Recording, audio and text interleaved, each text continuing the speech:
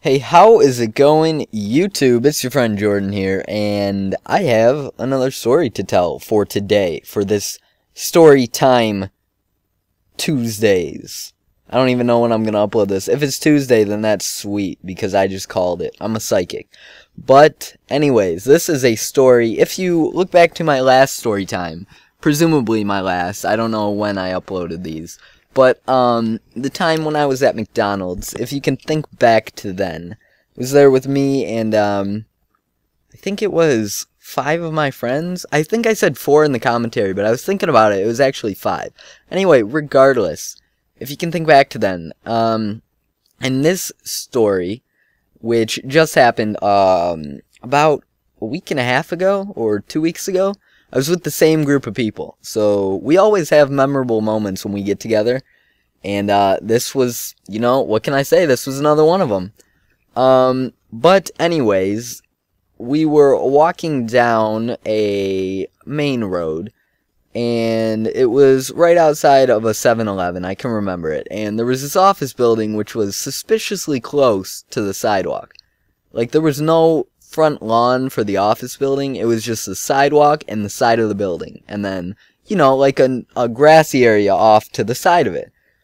And, you know, we see this person on a bike. He looks older than us. He looked like he's maybe a senior in high school, so 12th grade, or 18, 19 years old maybe, and he's riding on a little bike. Which, looking back, is kind of funny. He was like a big dude on a little BMX bike. But anyways, we're walking, and instead of all of us, all 6 of us, moving over to the grass to let this one biker pass through, we figure, hey, this guy will just ride on the grass, we'll be on our way, he'll be on his way. This idiot comes straight at us. He knows we're not gonna, like, make room for him. He can see that. He comes straight at us. And at the last second, like, turns into the wall or something. And somehow, I don't know, one of my friends might have pushed him or he bumped into them. Something happened. There was a confrontation. And then, he, like, this is, kind of the weird part, but earlier, me and my friend Joe were at a beauty supply store spot. We're basically going to get food with his family, and they were all girls, and so they stopped at a beauty supply store.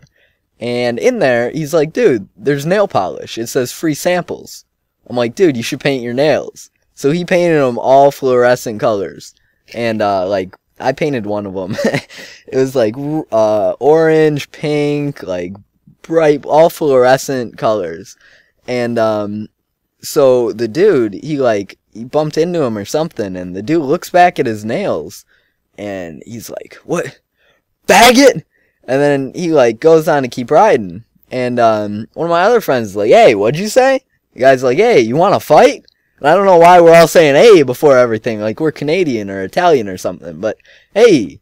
And so we're like, no, dude, we don't want to fight, just keep moving. There were 6 of us, and he was trying to start a fight. And, so basically, we keep walking, thinking nothing of it. And we look back, and this dude is giving us the death stare. And he is, like, just staring us down, and we can see he's on his cell phone.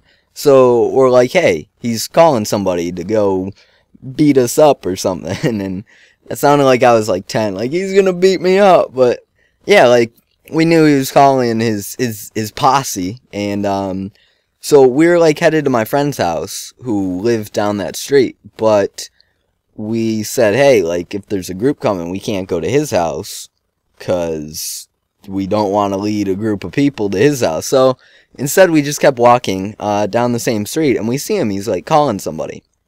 So finally, like, we lose sight of him, we get far enough away. We keep walking, thinking nothing of it. And this gold car comes swerving into the driveway. And we look and we see, like, an old dude in the driver's seat. So we say, oh, maybe he lives here. But he looked pretty pissed off. And we look in the passengers, and it's that dude, the 19-year-old guy. So we're like, oh crap. And the guy gets out, doesn't say a word, goes to the trunk. I thought he was getting a shotgun out of the trunk. And then he goes around to the side door, and he picks something up, and it looks like he's holding a gun. And so we're like, oh crap, we stop walking. It turns out, he comes out with these dripping wet squeegees from the gas station. Like, just dripping wet. Hands one to his son or grandson or whoever. And he's like, oh yeah, it's a little more fair fight now, isn't it? Like, no, there's an old dude with a squeegee and some kid who can't ride a bike on the freaking grass. Like, no, it's not a fair fight. He starts yelling at us and cussing and saying how we should apologize for not getting off the sidewalk. But we're like, if you would have came to us like a grown man and said, hey, can you apologize to my son? Because he could have hurt himself driving on the... He said that too. He's like, what if he he rode his bike on the grass and he fell and hurt himself? Like, he's 19. If he falls on the grass and hurts himself and comes crying home, you got more problems than him falling on the grass. Because he's probably retarded or something. And, so he starts yelling and saying how he's going to call the cops and how he knows where we're going already. We were just walking down the street. We didn't know where we were going. He's like, yeah, I know you're going up to that church up there. I see you there all the time, which is kind of creepy because I didn't know what he was talking about. And he said he saw my friend there a lot, and that's weird. But we keep walking, and we pass the gas station at the corner, and we see him pulling out of there, which later I figured out he drove up to the gas station, grabbed some squeegees to use as bats, I guess, and then came back to threaten us. But we see him pulling out of there, and the dude, like, okay, so the same group of people, I was with my 3 black friends who are, like, they're really tall and muscular, and then my friend Joe, who started this whole thing by bumping into the guy, or I don't know what he did. He's the one who had nail polish on. But so the guy, he's pulling out of the gas station and he's in his car, and he starts like yelling at us how the cops are gonna come, and then the last thing he says, he's like, yeah, you gotta stop acting like a bunch of niggers. And then it goes all quiet for a sec. Nobody says a word. And then all hell breaks loose. Like, my one friend lost it. He was carrying a skateboard. He just threw it to the side, ran up to the guy. He's like, what'd you say? And the guy got scared. He's like, oh, shoot. And he drove away. And so then he was saying before, though, that we were going to see the cops. So we started to look for him. And it turns out the cops never came. And we were actually looking because we wanted to, like, find the cops. Because if we were to get the cops first, then they would kind of take our side, you know? But if he called the cops on us, even if we're in the right, it doesn't look good, you know? So, then later, we never saw this guy again. We met up with some friends who go to a different school, and we told them what happened.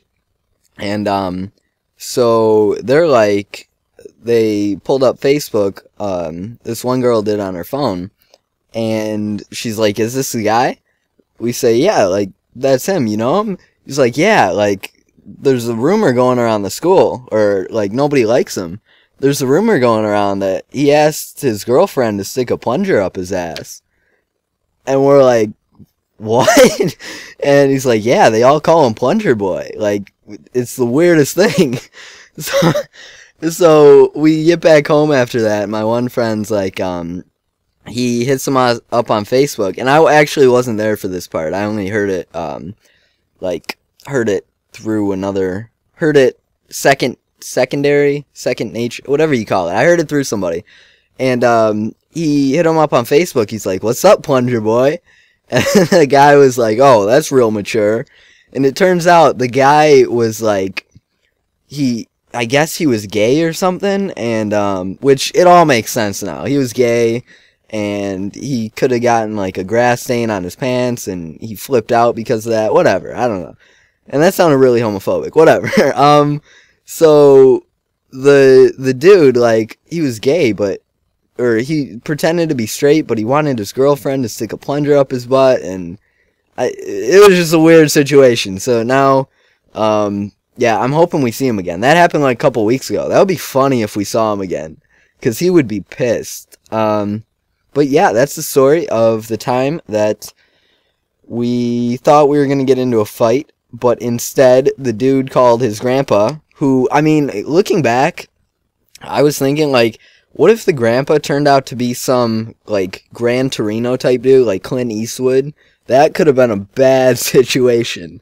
Especially like an old racist old man with a gun in his trunk. That would have been bad. Turns out the grandpa, though, was just really pissed off, and it all turned out good, and now I got a cool story to tell. So I hope you guys enjoyed. If you did, leave a comment, leave a like, leave a favorite, and leave a subscription. Maybe just do 2 of the 3. That's a lot to ask you. But yeah, hope you guys enjoyed. Love you. Goodbye.